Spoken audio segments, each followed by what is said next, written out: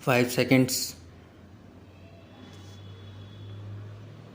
Get ready. Mr. Vice Chairman, sir, as a basic human need, shelter comes next only to food and clothing. Even the early man discovered caves to seek shelter against the vagaries of nature. Today, with rising population, many of the developing countries have to cope with suffer malnutrition, disease, illiteracy, and hunger. Yet it is the housing problem which seems to be the most intractable one. About one fourth of the world's population is either houseless or lives in abysmally poor and unhealthy environment. In India, sir, according to the 1981 census, 2 lakh urban households and another 4 lakh rural households have been without shelter. Taking into account the overcrowding and the awful congestion and the need to replace the kacha houses and repair the degraded and dilapidated ones, the actual housing deficit is to the tune of 60 lakh in urban areas and 190 lakh in rural areas. This deficit of housing is expected to rise to 40 millions by the year 2000 AD. Sir, 20 to 25% of the urban population in India lives in slums which lack or are totally without basic services.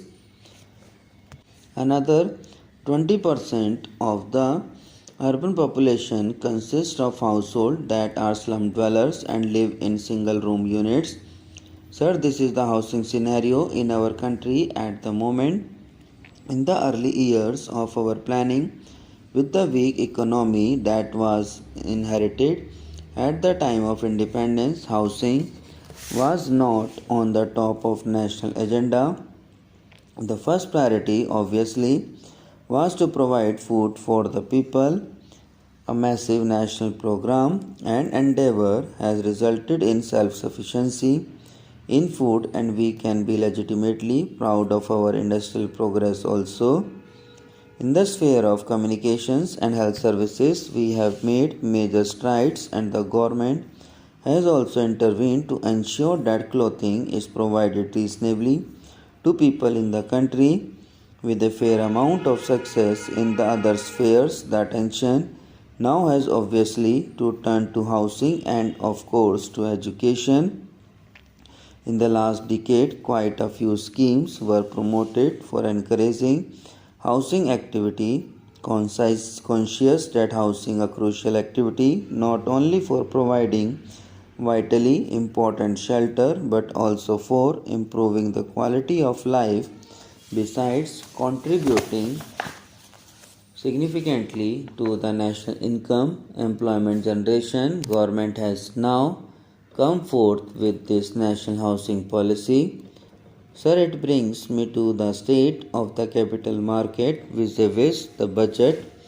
I would have expected, as a student of economics, given the budgetary dispensation, the capital market should have shown dispensation. The capital market should have shown more some buoyancy, but it seems that optimism is not really evident so far as our investors and entrepreneurs are concerned. There are refreshing messages for the export oriented industry. There are refreshing messages for a segment of the textile industry, particularly the artificial fiber sector. So far as the electronics sector is concerned, considerable relief has been provided. Some is dire for cement and for those who are involved in the production of electrical equipments. Yet the share market through these industries has not shown buoyancy. In addition, the venture capital fund setup has been revision of a better kind. Still further, the tax exemption has been provided to the dividend income by additional rupees 1000. But all this cumulatively should have added optimism so far as the capital market is concerned. Maybe what somebody called the investors or industrialists are characterized by the Oliver Twist syndrome. Fortunately for history, let it be recorded, Oliver Twist needed money. I am not so sure as my friend indicated whether the same is true for our investors. At least all investors or industrialists need to shake off an element of excessive greed. Several things are good, but it is not making them happy. Something which is not there, or the lines which are there could be a lot more, perhaps, will make them happy. This is the part of human expectation, but from the macroeconomic point of view, one would have thought that what they have got they should be grateful for in their own interest, if not the interest of the economy. There is a fear that there could be bearish conspiracy and manipulation of the stock market situation. Financial writers have written about it. If this is true, then the finance ministry should look into it. What is ailing the stock market or the capital market? Some reforms are underway, but perhaps much more needs to be looked into so that things begin to move better than what it is. Related to that is the question of extension of resources base. We have been talking about expansion of the tax base. We should be also talking about expansion of the investment base. The green revolution area has a liquidity. The disposal income of prosperous farmers level is good, but ploughing the debt back through the equity channels, or rather through the other instruments of finance, remains a relatively neglected area. Mr. Vice Chairman, sir, as a basic human need, shelter comes next only to food and clothing. Even the early man discovered caves to seek shelter against the vagaries of nature. Today, with rising population, many of the developing countries have to cope with suffer malnutrition, disease, illiteracy, and hunger. Yet it is the housing problem which seems to be the most intractable one. About one fourth of the world's population is either houseless or lives in abysmally poor and unhealthy environment. In India, sir, according to the 1981 census, 2 lakh urban households and another 4 lakh rural households have been without shelter.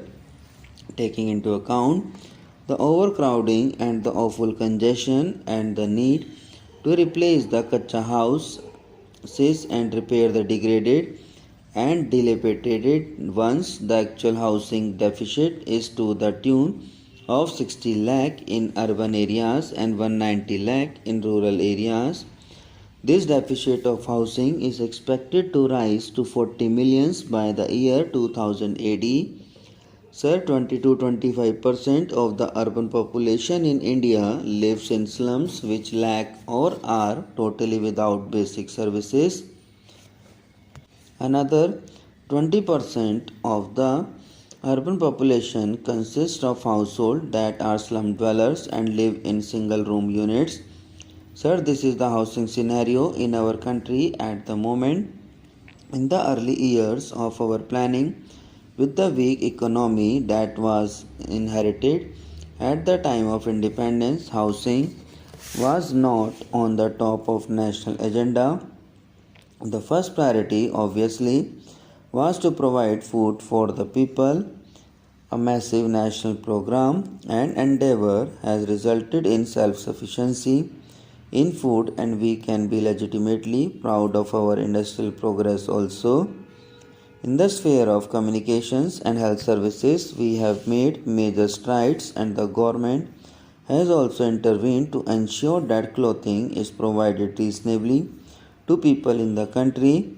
With a fair amount of success in the other spheres, the attention now has obviously to turn to housing and, of course, to education.